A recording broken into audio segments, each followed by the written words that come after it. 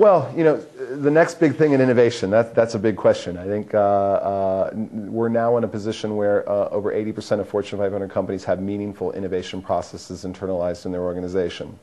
There is no sort of one-size-fits-all.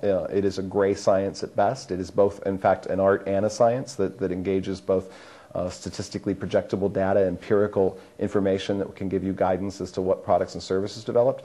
But on the other hand, because these are often about new ideas and concepts for emerging markets where there is not enough data, it is in fact about intuition and gut and vision for where your market and where your consumers are going.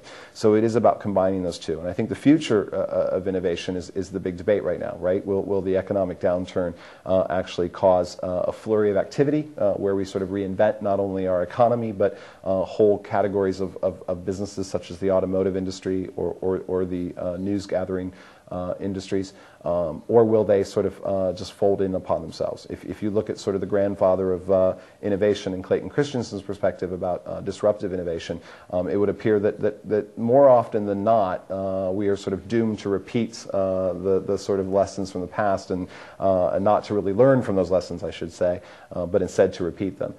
However, I think there is a growing awareness amongst a lot of leadership inside businesses that there is a need to sort of be constantly looking over your shoulder relative to innovating new categories, new markets, new services, new concepts that will keep you viable. And then it's not just about this constant race up market for larger and larger capability and products that provide more and more capabilities and utility, but instead also about products and services that will, in many ways, in some cases, be as Christensen